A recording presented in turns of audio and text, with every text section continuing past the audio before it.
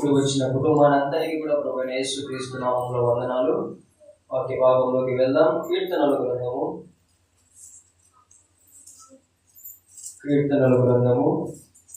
85వ అధ్యాయము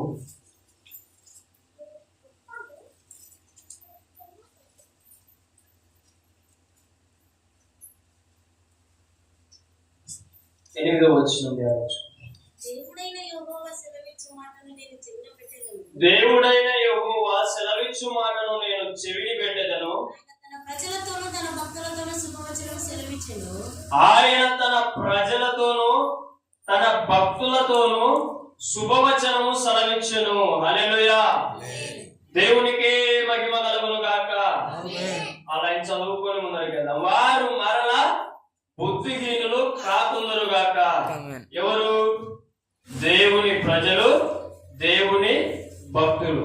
ఏం కాకూడదు? బుద్ధిహీనులు కాకూడదు. హల్లెలూయా. దేవునికి మహిమ కలుగును గాక.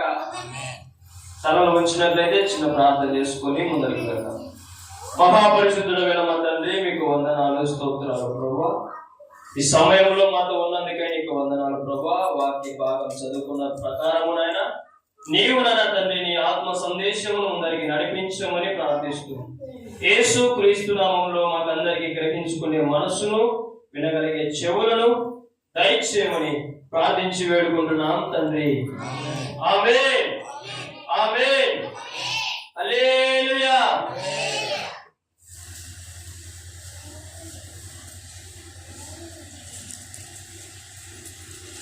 మనం ఆరాధనలో ఒక పాట పాడుకున్నాం. ఏమని?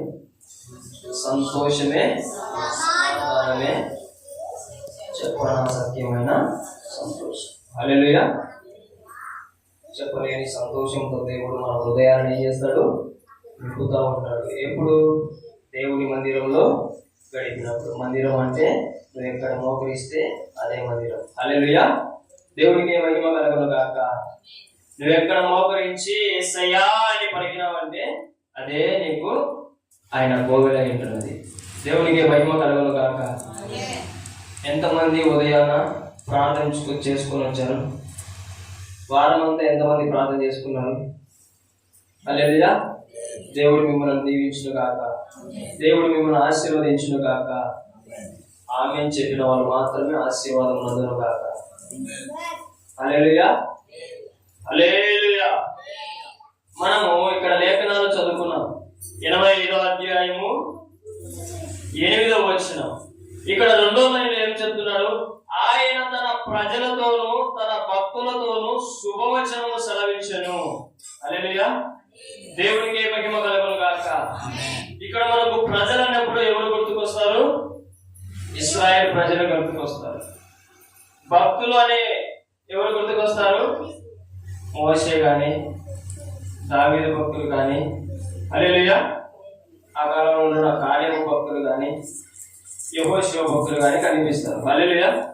దేవునికి మహిమ కలుగును గాక. మనమందరం కూడా ఇన్ని రోజులు ప్రజలలోనే ఉన్నాం.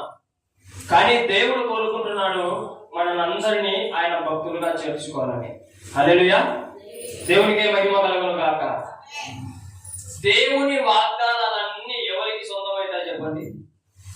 దేవుడు ఈ గ్రంథంలో రాసిన వాగ్దానాలన్నీ ఎవరికి సొంతం చెప్పండి? ప్రజలక, భక్తులక? దేవుడితో నడిచిన వారిక? దేవుడు చెప్పింది పట్టించుకోకుండా అవసరం వచ్చి వచ్చేవారిక? అవసరం కావాలన్నప్పుడు వచ్చేవారిక? హల్లెలూయా.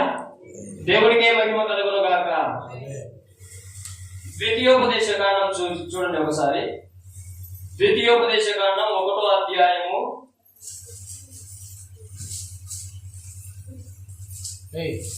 33వ వచనం చూడండి.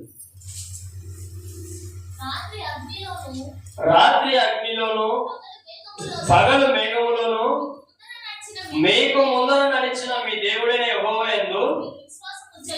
ఈ మాట ఎవరు చెప్తున్నాడు? ఇశ్రాయేల్ ప్రజలతో చెప్తున్నాడు. చదవమ్మా. కాగా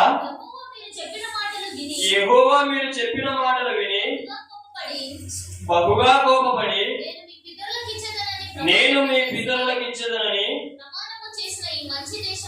ప్రమాణము చేసిన ఈ మంచి దేశమును ఈ చెడ్డ తరము వారిలో యెఫున్నె కుమారుడైన కాలేబు తప్ప మరి ఎవడును చూడడు. అతడు పూర్ణ మనసుతో యెహోవాను అనుసరించెను గనుక అతడు దానిని చూచును. అతడు అడుగుపెట్టిన దేశమును నేను అతనికి అతని సంతానమును ఇచ్చేదనని ప్రమాణం చేసెను. హల్లెలూయా. దేవునికి మహిమ కలుగును గాక. దేవుడిచ్చిన వాగ్దానాలు ఎవరు పొందుకుంటారని మనకు అర్థమవుతుంది ఇక్కడ. ఎవరైతే కాలేబులాగా పూర్ణ మనస్సుతో ఆయన చెప్పింది నడుచుకుంటా వెళ్ళిపోతూ ఉంటారో వాళ్ళు ఏం చేస్తారు, ఆ కానాను దేశమును ఎవరు చూసినారు?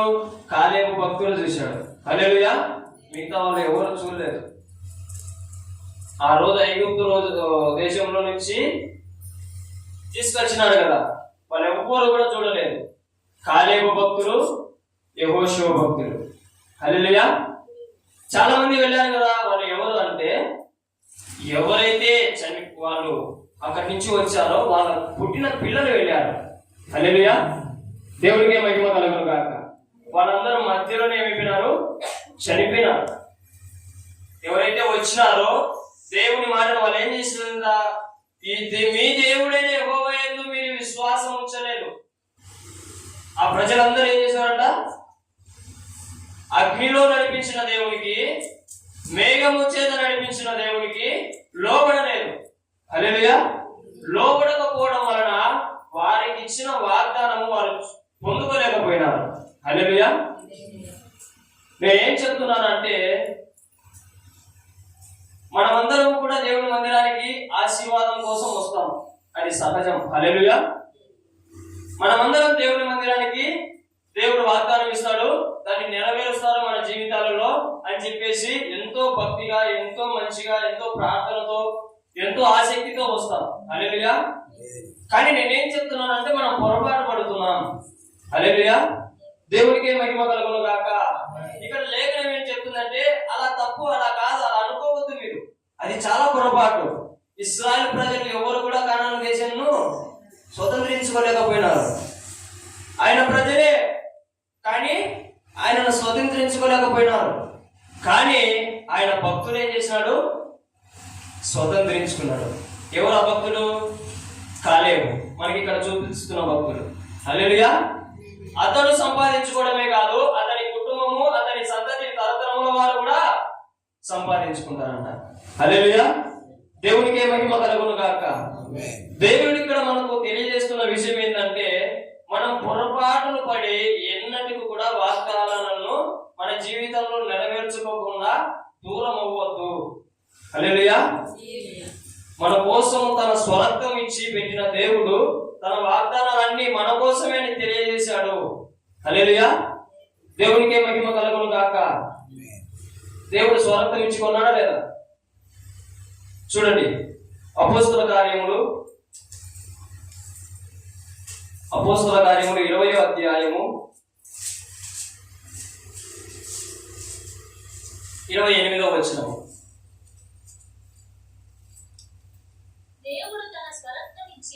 దేవుడు తన స్వరక్తం ఇచ్చి సంపాదించిన తన సంఘమునకు కాయుటకు పరిశుద్ధాత్మ మిమ్మును దేని యందు అధ్యక్షులుగా ఉంచెను.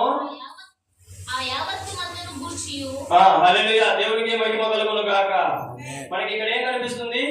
దేవుడు తన స్వరక్తం ఇచ్చి. దేవుడు ఇచ్చాడా? యేసుక్రీస్తు ఇచ్చాడా?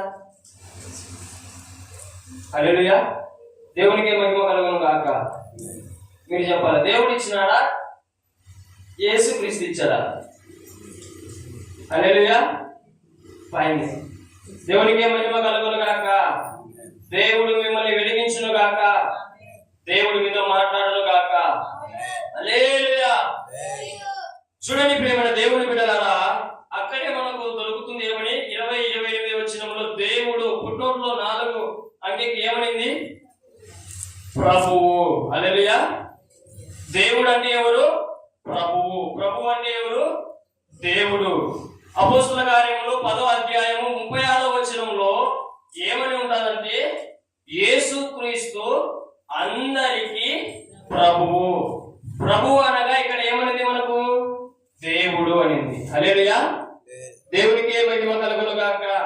వీడు చెప్పాలా, అయ్యా యేసుక్రీస్తు అనే దేవుడే కదా, మర్చిపోయారా ఏమన్నా? హల్లెలూయా. దేవుడన్నా యేసుక్రీస్తే కదా, యేసుక్రీస్తు అన్న దేవుడే కదా. దేవుడికే మహిమ కలుగును గాక. మనకి ఇక్కడ లేఖనాలు స్పష్టంగా మనకు అర్థంలో మనం ఎలా అయితే చూసుకుంటామో, మనం క్లారిటీగా ఎలాగైతే కనిపిస్తుందో అలాగా లేఖనం కూడా మనకు యేసుక్రీస్తు దేవుడని చక్కగా చూపిస్తుంది. హల్లెలూయా. దేవునికే మహిమ కలుగును గాక. ఆ అపోహల నుంచి ఈయన వేరు ఆయన వేరు ఇలాంటివన్నీ మనం ఏం చేయాలా? ప్రజలలో ఉన్నప్పుడు మనం ఏం చేస్తూ ఉంటాం? ఇలాంటి అపోహలు కలిగి ఉంటాం. ఇలాంటి గ్రహింపు లేని కొన్ని వచనాలను మనం కలిగి ఉంటాం. అందుకే ప్రజలలో నుంచి మనం ఏమైపోవాలా? భక్తులలోకి చేరిపోవాలా. దేవునికి మహిమ కలుగును గాక. హల్లెలూయా. మనం ఏం కావాలా? ప్రజలలో నుంచి భక్తులలోకి చేరిపోవాలా. భక్తుడు అంటే దేవుని కోసం పని చేసేవాడు, ఎప్పుడు కూడా దేవుని గురించి ఆలోచిస్తూ ఉంటాడు. ప్రజలు ఏం చేస్తుంటారు? ఎప్పుడు వాళ్ళ కోసం ఆలోచించుకుంటున్నారు. ఇశ్రాయేలు ప్రజలు ఏం చేశారు? కడుపు కోసం ఆలోచించుకుంటా, తిండి కోసం ఏం చేస్తున్నారు? ఏడ్చుకుంటా ఉంటున్నారు. హల్లెలూయా. నాకు జలుబు చేసింది, నేను ఇంతనే మాట్లాడగలుగుతా. హల్లెలూయా. గట్టిగా మాట్లాడలేను, జాగ్రత్తగా ఉండండి. హల్లెలూయా. దేవునికి మహిమ కలుగును గాక. దేవుడు అనేది మనకి ఇక్కడ ఏం కనిపిస్తుంది అంటే ప్రభు అని కనిపిస్తుంది. అపోస్తలుల కార్యం 10:36 ఏమంటున్నాడు? యేసుక్రీస్తు అందరికీ ప్రభు చెప్తున్నాడు. అంటే యేసుక్రీస్తు యూదులకు మాత్రమే దేవుడా? యేసుక్రీస్తు అన్ని జనులకు దేవుడా? అందరికీ దేవుడే. హల్లెలూయా. దేవునికే మహిమ కలుగును గాక. దేవుడు అనేవాడు కులానికి ఒకరు, మతానికి ఒకరు, వర్గానికి ఒకరు ఉండరు. దేవుడు అనేటోడు ఒక్కడే. హల్లెలూయా. దేవునికి మహిమ కలుగును గాక. ఎప్పుడైతే ఆయనను గుర్తిస్తామో, ఎప్పుడైతే ఆయనను తెలుసుకుంటామో, అప్పుడు మనము ఈరోజు మందిరానికి ఏం చేస్తూ ఉంటాం? ఆశీర్వాదాల కోసం వస్తూ ఉంటాం, దీవెనల కోసం వస్తూ ఉంటాం. ఒక దైవ సేవకుడు చెప్పిన మాట చూడండి. మనమందరం అంట దేవుని మందిరానికి దేవుని ఆశీర్వాదాల కోసం రావద్దంట, దేవుని దీవెనల కోసం రావద్దంట, దేవుని వాగ్దానాల కోసం రావద్దంట. ఆ గొప్ప దైవ సేవకుడు అన్న మాట ఏమిటంటే, మనమే ఆశీర్వాదంగా మారడం కోసం రావాలంట, మనమే దీవెనకరంగా మారడం కోసం మందిరానికి రావాలంట. హల్లెలూయా. దేవునికి మహిమ కలుగును గాక. మందిరానికి ఎందుకు రావాలా? మనమే ఇంకొకరికి ఆశీర్వాదకరంగా మారడానికి రావాలా. మనమే ఇతరులకు దీవెనకరంగా, లోకానికి ఆశీర్వాదకరంగా మారేదానికి మనము ఈ మందిరానికి అడుగు పెట్టాలి. హల్లెలూయా. దేవునికి మహిమ కలుగును గాక. మనం కొత్తలో ఏం చేస్తూ ఉంటాం? దేవుడిని తెలుసుకున్నప్పుడు కానీ, దేవుని మందిరానికి వచ్చేటప్పుడు ఏం చేస్తున్నాం? ఖచ్చితంగా నా కడుపు నొప్పి తగ్గాలా, నా కాలు నొప్పి తగ్గాలా, నాకు గర్భఫలం రావాలా, నాకు మంచి ఉద్యోగం రావాలా, నేను పరీక్షలు రాచే దేవుడు పెన్ను తీసుకొని రాయాలా. హల్లెలూయా. పరీక్ష రాసిన తర్వాత ఫెయిల్ అవుతాననే భయం ఉంటే, యేసుక్రీస్తు నామములో ఎలాగైనా సరే ప్రభువా నీవు వెళ్ళి ఆ పరీక్ష రుద్దే లోపల నేను పట్టుకొని రాయి ప్రభువా అని ప్రార్థన చేస్తాం. హల్లెలూయా. దేవునికి మహిమ కలుగును గాక. ఇలాంటి ప్రార్థనలు, ఇలాంటి ఆశీర్వాదాలు, ఇలాంటి దీవెనలు కొత్తలో సంవత్సరం, 2 సంవత్సరాలు, 3 సంవత్సరాలు ఉన్నా పర్లేదు, ఏం కాదు, తప్పులేదు. హల్లెలూయా.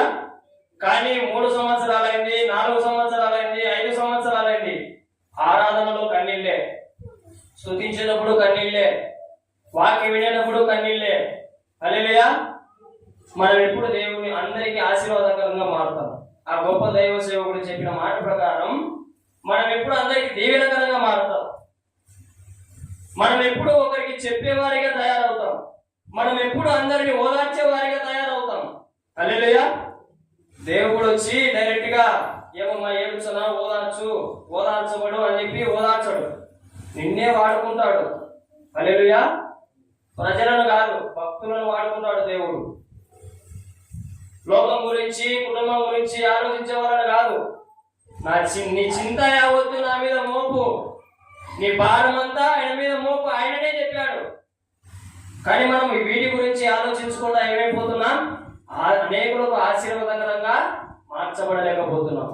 అనేకులను ఓదార్చే వారిగా ఉండలేకపోతుంటున్నాం. హల్లెలూయా, దేవునికి మహిమ కలుగును గాక. మనం మాట్లాడితే ఇతరులు ఏం కావాలా? వాళ్ళ దుఃఖం అంతా సమాప్తమైపోవాలి. హల్లెలూయా. అలా అని చెప్పి నీ గొప్పతనం కాదు, దాంతో ఆయన పని చేస్తాడు. హల్లెలూయా. నీలో నుంచి ఆయన పని చేయాలని ఆశపడుతున్నాడు. అందుకే ఈ అంశం దేవుడు మన మందిరానికి ఇచ్చాడు ఈరోజు. హల్లెలూయా. నీలో నుంచి ఇతరులకు సహాయం చేయాలని ఆశపడుతూ ఉంటున్నాడు. భార్యాభర్తలు ఇద్దరు ఏక శరీరమైనారు లేఖనం చెప్తుంది. హల్లెలూయా. భార్యాభర్తలు ఇద్దరు ఏక శరీరమై ఉంటున్నారు. వారు ఇద్దరు కాక ఏకమై ఉంటున్నారు. అలాగుననే క్రీస్తులో మనము కడగబడిన మనం అందరము కూడా క్రీస్తులో ఒకటై ఉన్నాం. హల్లెలూయా. క్రీస్తులో ఒకటై ఉన్నాం. మనం అందరం ఒకటే. మనం వేరువేరుగా కనిపిస్తున్నాం, కానీ మనం అందరం కూడా ఒక్కటే. శరీరంలో భాగాలు, చేతులు ఒకలాగా కనిపిస్తాయి, కాళ్ళు ఒకలాగా కనిపిస్తాయి, తల ఒకలాగా కనిపిస్తుంది, కళ్ళు ఒకలాగా కనిపిస్తాయి. కానీ నీ చేతికి ఏదైనా పేదవారి పని చేసే వాళ్ళకి సుత్తలు కొట్టుకుంటుంటాయి, కొట్టుకోవాలి. కొట్టుకునేటప్పుడు నోరు అబ్బా అమ్మా అని ఒకసారి అడుగుతారు. హల్లెలూయా. మొత్తం ఒళ్ళంతా పులకరించి ఏడ్చేటప్పుడు ఏం చేద్దాం? కూర్చొని పట్టుకొని గట్టిగా ఏడుస్తాం. ఇవన్నీ ఎందుకు పని చేయాలా? దెబ్బ తగిలింది అక్కడ వ్రేలు, అదొకటే ఏడ్చాలా? అదొకటే నొప్పి భరించాలా? అవునా కదా? నీ తల భరించాలి, నీ హృదయం భరిస్తాలి, కన్నీళ్ళు వస్తాయి. యాన్నో ఇంత దూరంలో ఉంటున్న ఏలుకు దెబ్బ తగిలితే ఈడుండే కన్నీళ్ళు, ఈ నుంచి కన్నీళ్ళు ఏమొస్తాయి? వస్తాయి. అంత లింక్ ఉంది. మనందరికీ కూడా క్రీస్తులో లింక్ పెట్టాడు. హల్లెలూయా. మనందరినీ క్రీస్తుతో ఐక్యపరిచాడు. హల్లెలూయా. దేవునికి మహిమ కలుగును గాక. మనం అందుకే యేసు క్రీస్తు నామములో ప్రార్థన చేస్తాం. మనం డైరెక్ట్ గా తండ్రి తండ్రి తండ్రి అని చెప్పేసి, దేవుడా దేవుడా అని చెప్పేసి ప్రార్థన చేస్తే జవాబులు రావు. ఎందుకు? యేసు నామములో ప్రార్థన చేస్తే జవాబు వస్తుంది. నీవు పాపివి. హల్లెలూయా. నేను పాపిని, నా స్వరం ఆయనకి వినపడదు. కానీ క్రీస్తులో మనము ఏకమై యేసు నామం పలికితే కనుక ఆయనకి ఎవరు కనిపిస్తారు? స్వరక్తం ఇచ్చి ఆయన కోసం బలి అయినాడు. మనందరి కోసం ఆయన కనిపిస్తాడు. మనం కనిపించం, మన పాపాలు కనిపించవు, మన శాపాలు కనిపించవు, క్రీస్తు కనిపించాడు. హల్లెలూయా. క్రీస్తు కనిపిస్తే ఆయన కనికరం చూపిస్తాడు. దేవునికి మహిమ కలుగును గాక. మన ప్రార్థన అన్నిటికీ కూడా జవాబు రావాలంటే ఏం చేయాలా? యేసు నామములో మనలో ఉన్న యేసు క్రీస్తు ప్రభుల వారి ఆత్మ చేత ఎప్పుడైతే యేసు నామము అని పలుకుతామో అప్పుడు ఖచ్చితంగా ప్రార్థనకు ఏమవుతుంది? జవాబు వస్తుంది. అనేక దయ్యాలు ఏమవుతున్నాయి? పారిపోతున్నాయి. అనేక రోగాలు ఏమైపోతున్నాయి? విడిచిపెట్టేస్తున్నాయి. హల్లెలూయా. అనేక బంధకాలు ఏమైపోతున్నాయి? కాలిపోతున్నాయి. దేవునికే మహిమ కలుగును గాక. అంత శక్తి యేసు నామమునకు దేవుడు ఇచ్చాడు. హల్లెలూయా. దేవునికే మహిమ కలుగును గాక.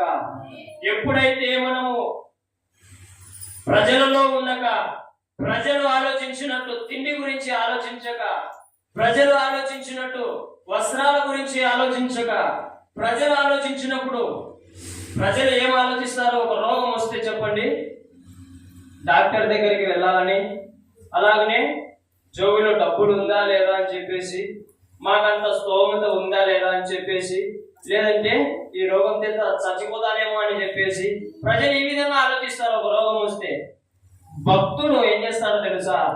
యేసు నామములో ప్రార్థన చేస్తాడు. హల్లెలూయా.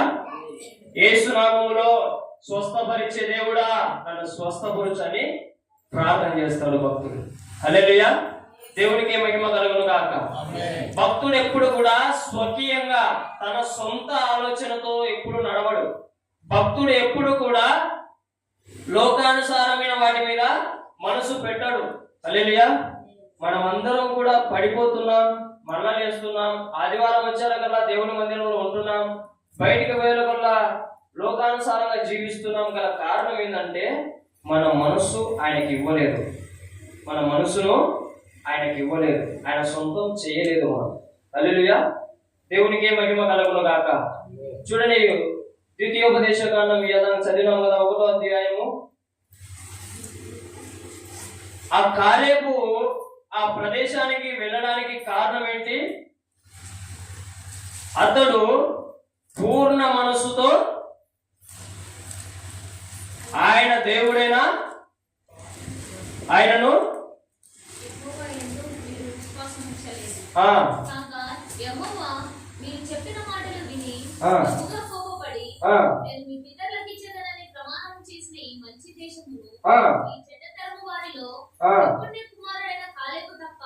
పుణ్య కుమారుడైన కాలేబు తప్ప మరి ఎవ్వడు చూడడు.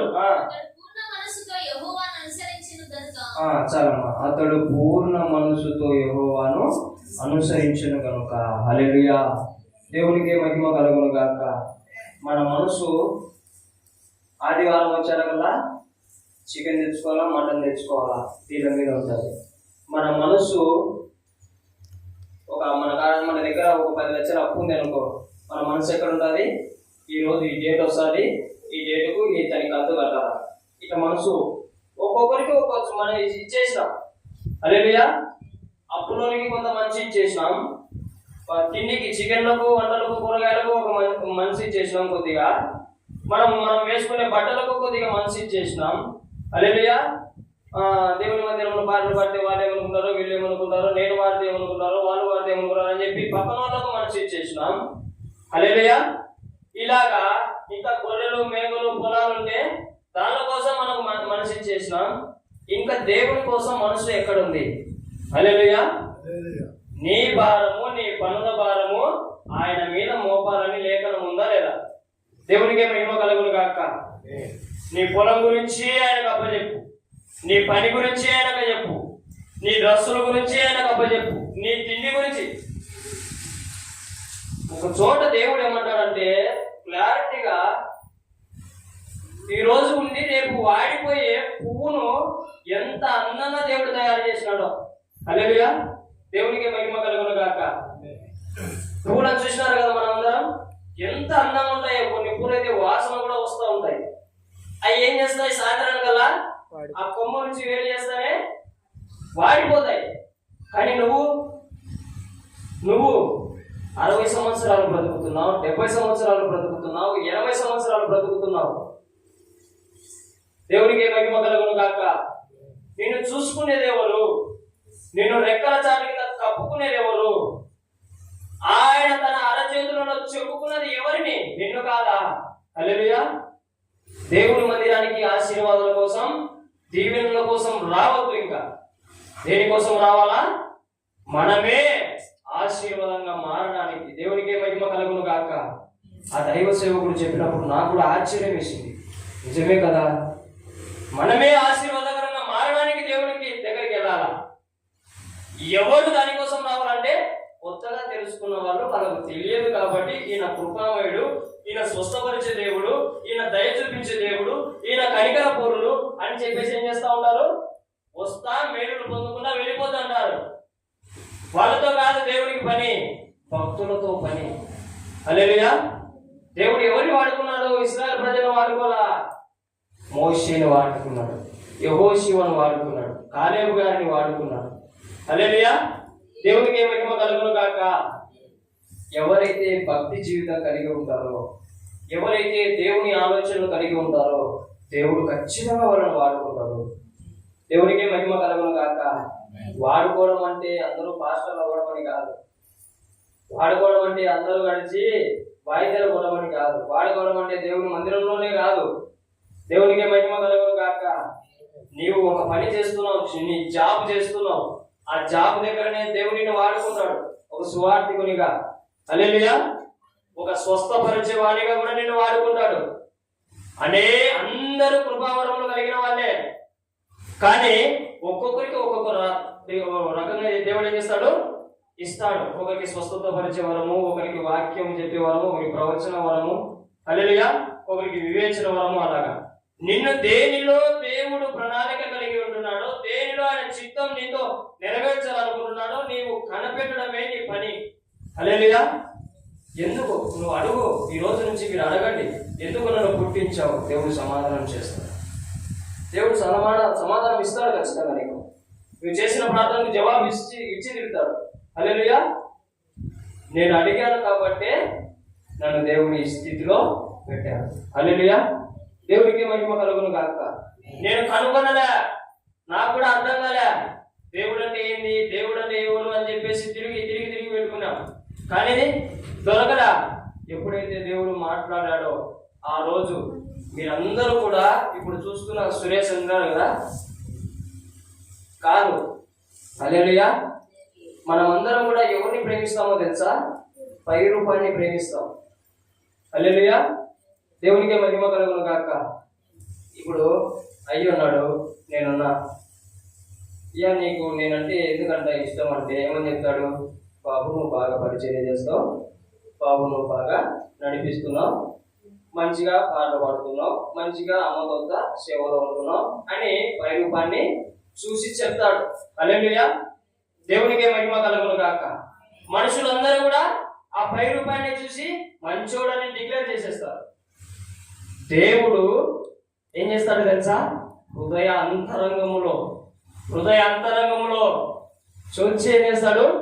నిన్ను చూసి నువ్వు మంచోడు అని చెప్తాడు. దావీదు హృదయానుసారుడని రూపాన్ని చూసి చెప్పింది ఆయన కాదు. హృదయ అంతరంగమును ఎరిగిన వాడు కాబట్టి ఆయన హృదయంలో ఉన్న ఆ అంతరంగంలో ఉంటున్న దేవుని భక్తిని చూసి ఆయన హృదయానుసారుడని చెప్పాడు. మోషే తన ఇల్లంతటిలో నమ్మకమైన వాడని చెప్పి నరహత్య చేసిన మోషే గురించి చెప్పలా. ఆయన హృదయ అంతరంగంలో దేవుని భక్తిని బట్టి ఆయన మోషే నమ్మకమైన వాడని సెలవిచ్చాడు. హల్లెలూయా. దేవునికి మహిమ కలుగును గాక. హృదయ అంతరంగము తెలిసి కూడా మన కోసం ప్రాణం పెట్టడానికి వచ్చాడంటే ఎంత గొప్ప దేవుడు. దేవునికి మహిమ కలుగును గాక. నేను నిజంగా చెప్తున్నా చూడండి, నేను చేసినది ఉన్నట్టు ఇంచు కూడా పోగొట్టుకున్నా చెప్పినాను అంటే ఇక్కడున్న పెద్దలు చిన్న వాళ్ళు కూడా నన్ను అసహించుకుంటారు. హల్లెలూయా. మనం చేసినవి అలా ఉంటాయి. దేవునికి మహిమ కలుగును గాక. అవన్నీ కనిపించవో దేవునికి, అయినా కూడా నన్ను ప్రేమించాడు దేవుడు. అందుకు నేను ఇష్టపడుతున్నా ఆయనను. హల్లెలూయా. దేవుని ఎందుకు ప్రేమించాలో తెలుసా? దేవుడు నిన్ను ఆశీర్వదించాలని, దీవించాలని, నీకు ఇల్లు ఇచ్చాడని, నీకు పిల్లలు ఇచ్చాడని కాదు నువ్వు ఇష్టపడాల్సింది. అందరూ రూపాయిని చూసి నువ్వు మంచోడని ఇచ్చితే ఆయన హృదయ అంతరమును చూసి కూడా నిన్ను మంచోడు అంటున్నాడు. నువ్వు నీతిమంతుడవు, నువ్వు నాలో ఉంటే పరిశుద్ధుడవు, నీతిమంతుడవు, మంచివాడవు, నువ్వు రా, నేను నిన్ను తయారు చేస్తా. హల్లెలూయా. దేవునికి మహిమ కలుగును గాక. దేవుడు ఊరికినే మనల్ని ప్రేమించరా, అంత చూసే ప్రేమించాడు. తెలుసుకోవాలి. మనం అనుకుంటా ఉంటాం, ఇన్ని చేశాను కదా, ఇన్ని చేశాను కదా, అన్ని చూసే నిన్ను ఇష్టపడుతున్నాడు ఆయన, అన్ని చూసే నిన్ను ప్రేమిస్తున్నాడు, అన్ని చూసే నిన్ను మందిరానికి నడిపిస్తున్నాడు, నీ గురించి అన్ని తెలిసే నిన్ను వాడుకోవాలని కూడా ఇష్టపడుతున్నాడు. హల్లెలూయా. దేవునికి మహిమ కలుగును గాక. ఆయన ఎక్కడ కూడా గుడ్డివాడిగా కనిపించాడు, ఆయనకు అన్ని తెలుసు. హల్లెలూయా. దేవునికి మహిమ కలుగును గాక. మీకు ఒకటి చెప్పాలనుకుంటున్నాను. ఆవగింజ ఎంతమందికి తెలుసు? కొడులో తెలుసుకుంటాము కదా, ఇంత ఉంటుంది. అది ఎంత ఉంటుంది? సన్నగా ఉంటుంది, అవునా కదా? ఒక ట్రాక్టర్ ఆవగింజలు వేసుకొచ్చినాం. ఏం చేసినాం? ట్రాక్టర్ ఆవగింజలు వేసినాం. ఎన్ని ఉంటాయి? చాలా ఉంటాయి, అవునా కదా? ఒకే ఒక ఆవగింజ తీసుకున్నాం, ఒక ఆవగింజ తీసుకున్నా. ఆవగింజ మీద జీసస్ అని రాసిన. ఏం చేసిన? ఎర్రరాన్నప్పుడు. హల్లెలూయా. బియ్యం గింజల మీద రాసుకుంటారు కదా, అట్లే రాసిన అనుకోండి. హల్లెలూయా. ఆ ట్రాక్టర్ లో నుంచి ఒక్క ఆవగింజ మీద జీసస్ అని రాసిన. దాన్ని ఏం చేసినారంటే, ఎన్ని వీధులు ఉన్నాయి రామపురంలో? అన్ని వీధులు చల్లినా. నేనేం చెప్పినా పోయి ఆ ఆవగింజ పడకరాము, ఆవగింజ కాదు పేరు రాసిన ఆవగింజ పడకరాము అని చెప్పిన. హల్లెలూయా. పడకచ్చా వారమా, 2 ఏళ్ళు టైం ఇచ్చా, 10 ఏళ్ళు టైం ఇచ్చా, 10 సంవత్సరాలు పడకచ్చా? లేదు కదా. హల్లెలూయా. దేవునికి మహిమ కలుగును గాక. ఈ సృష్టిలో భూమి ఒక్కటే కాదు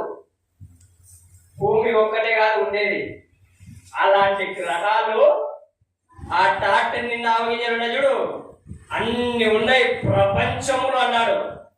అన్ని ప్రపంచాలు ఉన్నాయి. హల్లెలూయా. ఆవగింజ కంటే ఇక చిన్నది ఏమన్నా ఉందా? ఏమీ లేదు. కానీ ఆవగింజ ఈ భూమి అనుకోండి, ఏంటి ఆవగింజ భూమి అయితే నీ దేశం, నువ్వు భారతదేశంలో ఉన్నావు కదా, ఆ దేశం ఎంత ఉండాలి? ఆవగింజనే భూమి అయితే భూమి ఎంత, నీ దేశం ఎంత ఉండాలి? మన దేశం ఎంత ఉండాలో కొలవలేకపోతున్నాం. మన డిస్టిక్, కడప డిస్టిక్ ఎంత ఉండాలి? ఇంకా అస్సలు ఊహించలేము.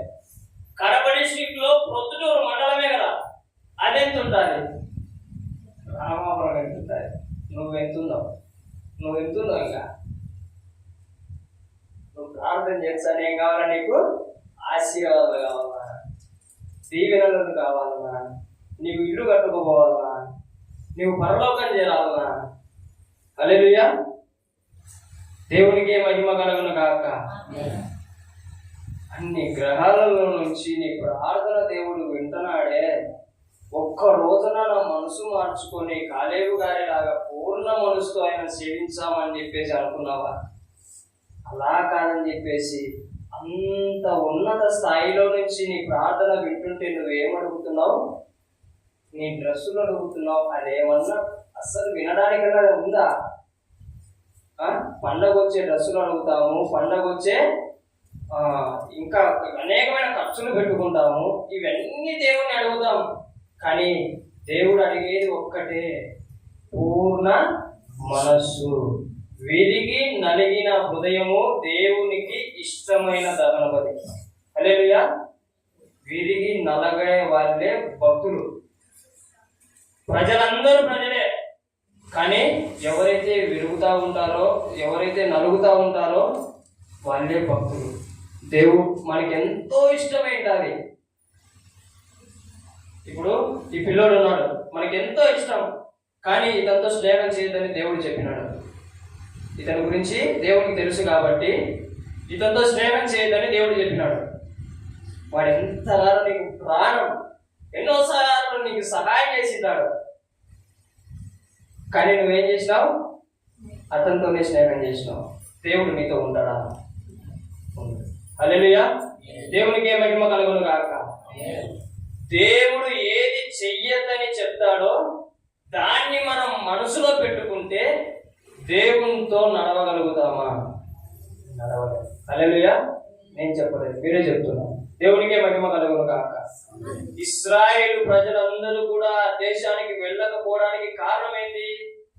ఇదే, పూర్ణ మనసుతో వాళ్ళు దేవుడు అగ్నిగా నడిపించినప్పుడు కానీ, మేఘముగా నడిపించినప్పుడు కానీ, సముద్రాన్ని చేసి నడిపించినప్పుడు కానీ, బండ నుంచి నీళ్ళు ఇచ్చినప్పుడు కానీ ఏ రోజు దేని మీద విశ్వాసం ఉంచలేకపోయినారంట. హల్లెలూయా. అంత ఉన్నత స్థితిలో నుంచి మనము ప్రతి స్థలములో ఆయనకు మనము చాలా స్పష్టంగా కనిపిస్తాం. నేను చెప్పే ఇప్పుడు అన్ని ఆవగింజలలో ఒక్క పేరు రాసిన ఆవగింజను కనుగొనలేము. కానీ ఆయన బైబిల్ గ్రంథంలో ఏ వాక్యం రాసి పెట్టాడో తెలుసా? నీ తల వెంట్రుకలను కూడా లెక్కింపబడి ఉంటాయి. భూమి ఎంత ఉంటుంది, ఆవగింజ ఎంత, ఆ భూమిలో మన దేశం ఎంత ఉంటుంది? చిన్న క్రిమి అనుకోండి, ఆ క్రిమిలో మన డిస్టిక్ ఎంత ఉంటుంది? పోల్చలేము. ఆ డిస్టిక్ లో మన మండలంలో రామాపురంలో నేను అనుకోండి, నేనెంత నా దేవునికి. హల్లెలూయా. కానీ నువ్వెంత అనుకుంటున్నావు కదా? నువ్వు రక్షింపబడి గనక క్రీస్తులో అంతగడబడితే దేవునితో నీవు ఉంటావు. హల్లెలూయా. దేవునితో నీవు ఉంటే దేవుడు నీ పక్కనే ఉంటాడు ఎల్లప్పుడూ కూడా. హల్లెలూయా. దేవునికి మహిమ కలుగును గాక. మీరు దేవుని ఇష్టపడుతున్నారా? ఇష్టపడలేదా? ఇష్టపడుతున్నారా? నిజంగా నమ్మాలా? అయితే మీకు ఆశీర్వాదాలు దేవుడు ఇవ్వడు. దేవుని ప్రేమిస్తారా? దేవుడు దీవెనలు ఇవ్వడు. ప్రేమిస్తారా? దేవునికి మహిమ కలుగును గాక. యేసయ్యా, వీళ్ళు నీకు నిజమే చెప్తున్నారు. హల్లెలూయా. ఇప్పుడు అంతనే ఆమేన్ అని చెప్పాలండి. హల్లెలూయా. యేసు క్రీస్తు నామములో ఈ రోజు నుంచి ఇక్కడికి వచ్చిన వారి కుటుంబంలో ఆశీర్వాదం ఉండకపోయినా పర్లేదు. ఎవరండి అనండి. వద్దా? హల్లెలూయా. వద్దా? ఆశీర్వాదం కావాలా? అంటే అని. హల్లెలూయా. దేవునికే మహిమ కలుగును గాక. ఇప్పుడు అన్నారు యేసు క్రీస్తు నామములో ఇక్కడికి వచ్చిన వాళ్ళందరి కుటుంబాలలో ఆశీర్వాదం ఉండకపోయినా పర్లేదు, దీవెనలు ఉండకపోయినా పర్లేదు, పిల్లలు పుట్టకపోయినా వాళ్ళు ఏమి చేసినా పర్లేదు, కానీ దేవుడు వీరితో ఉండును గాక. ఎందుకండి? అప్పుడు ఆమె రాలే, ఇప్పుడు ఆమె వచ్చింది. దేవుని దగ్గర ఏమున్నాయి? అన్ని ఉన్నాయి. ఆయన ఉంటే అన్ని కొట్టేయచ్చని మీ ప్లానింగ్. హల్లెలూయా. దేవునికి మహిమ కలుగును గాక. ఆశీర్వాదాల కోసం కాదు, దీవెనల కోసం కాదు, దేవుని కోసం అని రుజువైన మీకు దేవునికి మహిమ కలుగును గాక. మనం ఎవరిని పక్కన పెట్టుకోవాలా? ఆశీర్వాదం ఆశీర్వదింపబడతావు. నువ్వు ఏదైనా తప్పు చేసినావంటే అది ఎప్పుడు కట్టాలి తెలుసా? నేను ఆశీర్వదింపబడినా, నేను తప్పు చేసిన పోయి నేర్చిపోయింది అన్న ఎంతగా పని చేయడంలో. హల్లెలూయా. 60,000 70,000 నెలకు లక్ష అనుభవించిన రోజులు కూడా ఉన్నాయి. నా పుట్టినరోజే ఒక రోజు 1,00,000 పెట్టి చేసుకున్నా, 1,40,000 పెట్టి చేసుకున్నా. 10 రోజులు పట్టుబడితే 1,00,000 రూపాయలు పట్టించి పడింది నా చేతిలో. హల్లెలూయా. ఎంతో ఎంజాయ్ చేసినా కానీ దేవుడు లేడు. ఆశీర్వాదం ఉంది కానీ దేవుడు లేడు. ఏమైపోయింది? బండి పోయింది, ఆ 1,00,000 రూపాయలు పుట్టినరోజులు పోయినాయి, అన్ని పోయినాయి, కానీ దేవుడు ఉన్నాడు. నాకు శాంతి దొరికింది, నాకు సమాధానం దొరికింది, నాకు సంతోషం దొరికింది, నాకు నా తల్లి ప్రేమ మళ్ళీ దొరికింది. హల్లెలూయా. దేవునికి మహిమ కలుగును గాక. దాంతో పాటు నాకు బోనసులు ఏది? దేవుని వాక్యం అర్థమైపోతుంది. పరిశుద్ధాత్మని వరం పొందుకోగలిగినాం. హల్లెలూయా. వాక్యం చెప్పే వరం పొందుకోగలిగినాం. ఇవన్నీ కూడా రక్షింపబడడం ఒక లెక్క అయితే దేవుడు వాడుకోవడం మరో ఎత్తు. దేవునికి మహిమ కలుగును గాక. మనం ప్రజలలో ఉంటే ఏం ఆలోచిస్తాం? ఆశీర్వాదాలు కావాలా, దీవెనలు కావాలా, అవి కావాలా, ఇవి కావాలని మనము ఆలోచిస్తాం. భక్తులలో చేరిపోతే గనక దేవుడు కావాలని కోరుకుంటాం. హల్లెలూయా. దేవుడు కావాలని కోరుకుంటే గనక దేవుని దగ్గర ఏమి లేవు నువ్వు చెప్పు. దేవుని దగ్గర ఏమి లేదు నువ్వు చెప్పు. క్యాన్సర్కు నయం లేదా? హెచ్ఐవికి నయం లేదా? హల్లెలూయా. ఏదైతే ఈ లోకస్తులు కనిపెట్టలేక ఏడుస్తూ ఉంటున్నాడో దేవుడు ప్రార్థనకు ఆ శక్తి ఇచ్చాడు. హల్లెలూయా. దేవునికే మహిమ కలుగును గాక. ప్రార్థన వలనే పయనం అనే పాట ఉంటుంది. ప్రతి విషయంలో కూడా మనము ప్రార్థనతో పయనం చేస్తే నీ కుటుంబంలో రోగానికి విరుగుడు దొరికినట్టే, నీ కుటుంబంలో శాపానికి విరుగుడు దొరికినట్టే, నీ కుటుంబంలో బంధకాలకు కూడా విరుగుడు దొరికినట్టే. హల్లెలూయా. దేవునికి మహిమ కలుగును గాక. ఎప్పుడైతే మనము ప్రజలలో ఉండకుండా భక్తులలోకి చేరిపోతామో దేవుణ్ణి ఆశ్రయిస్తాం. దేవుడు అన్ని ఇచ్చేవాడే ఉంటున్నాడు. హల్లెలూయా. మన మందిరానికి ఎందుకు రావాలా? మనమే ఆశీర్వాదంగా మార్చబడేదానికి. హల్లెలూయా. నీవు కూడా ఆశీర్వాదాల కోసం వస్తే లోకంలో దేవుడు తెలియని ప్రజలు ఎంతో మంది ఉంటున్నారు. వాళ్ళు దేనికోసం రావాలా? నువ్వు ఆయనే కూర్చుంటావు, వాళ్ళు ఆయనే కూర్చుంటారు. ఏం లాభం ఉంది? నువ్వు ఆయన పనిలో కొనసాగాల, వాళ్ళు ఏం చేయాలా? నీవు ఒకప్పుడు పొందుకున్న ఆశీర్వాదాలు వాళ్ళు పొందుకోవాలి. దేవునికే మహిమ కలుగును గాక. నేను చెప్పే మాట మీకు అర్థమైంటే కనుక ఈ రోజు నుంచి ప్రతిరోజు ప్రార్థన చేయడం నేర్చుకుంటారు. ఈ రోజు నుంచి కాలేబులాగా పూర్ణ మనస్సుతో ముందరికి వెళ్తారు. హల్లెలూయా. ఎప్పుడు కూడా ఆశీర్వాదాల వెంట, దీవెనల వెంట. ఎప్పుడైనా గుర్తుపెట్టుకోండి, దేవుని మందిరానికి వచ్చేటప్పుడు ఆయన ఏం చెప్తాడు అని రాకండి. హల్లెలూయా. లేదంటే ఆ పాస్టర్ ఏం చెప్తాడు, ఆ పాస్టర్ ఏం చెప్తుంది అని రావద్దు, ఎప్పటికీ రావద్దు. లేదంటే ఈరోజు దేవుడు నాతో మాట్లాడు అని రావద్దు. హల్లెలూయా. నాతో మాట్లాడంటే మీరు ఎలా ప్రిపేర్ అయి వస్తారంటే, దేవుడు ఈరోజు ఇదే మాట్లాడాలి, అప్పుడే దేవుడు నాతో మాట్లాడినట్టు, లేదంటే మాట్లాడలేదు. హల్లెలూయా. దేవుడు ఏం మాట్లాడుతాడో ఈరోజు నేను వినాలా అని రాలి మందిరానికి. హల్లెలూయా. అప్పుడు ప్రతి ఒక్కరితో విడమర్చి దేవుడు మాట్లాడతాడు. హల్లెలూయా. అంతవరకు నువ్వు ఎంత కోరుకున్నా, ఎన్ని చేసినా సరే దేవుడు ఏం మాట్లాడుతున్నాడంటే, నువ్వు ఆశీర్వదింపబడతావు, నువ్వు దీవించబడతావు, నువ్వు అది చేస్తావు, నువ్వు ఇది చేస్తావు, నీకు గర్భఫలం వస్తుంది, నీకు ఆస్తి పాస్తులు పెరుగుతాయి, ఇవే మాట్లాడతాడు. ఎందుకు? ఇక్కడికి వచ్చినప్పుడు ఈ పాస్టర్కు నువ్వు ఎలా కనిపించావు?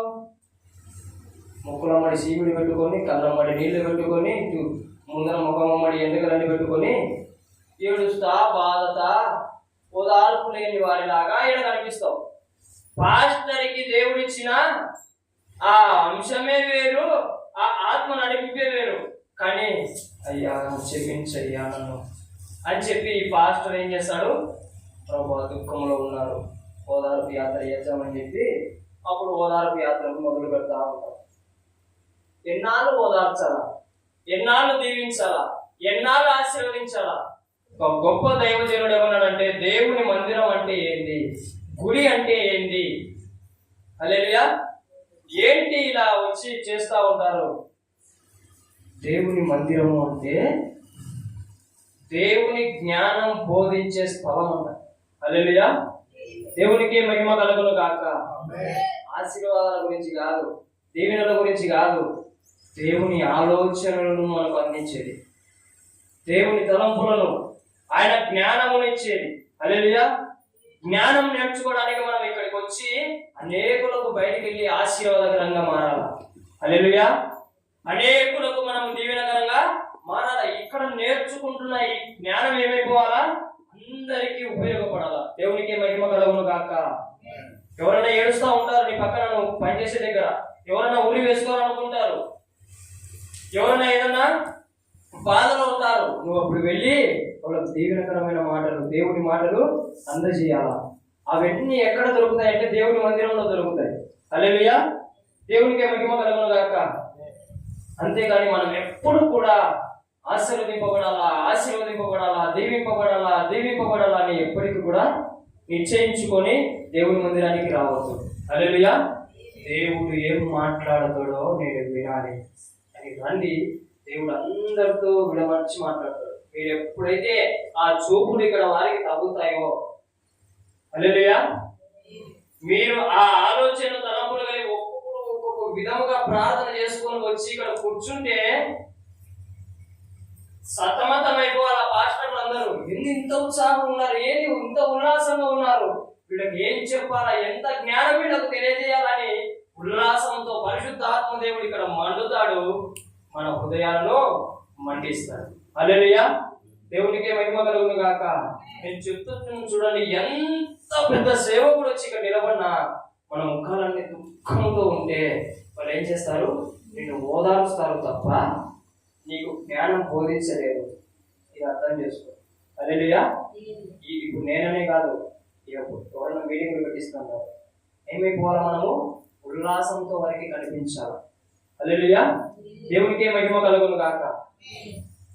మనం ఎప్పుడైతే మనం హుషారుగా ఉంటామో అప్పుడు వీళ్ళ మనోనేత్రములు తెరవబడ్డాయి, వీళ్ళ ముఖములో క్రీస్తు కనిపిస్తున్నాడు అని చెప్పి వీళ్ళకు ఇంకా క్రీస్తు గురించి ఏ జ్ఞానం తెలియదో పరిశుద్ధాత్మ దేవుని వారు అడగడం ద్వారా వాళ్ళు తెలియజేస్తాడు. మనకు కూడా మండుతాం, మనం కూడా జ్ఞానవంతులుగా తయారవుతాం. హల్లెలూయా. దేవునికి మహిమ కలుగును గాక. లాస్ట్ ఒక్క వచనం చెప్పుకొని మనం ముగించుకుందాం. అపోస్తుల కార్యములు 9వ అధ్యాయము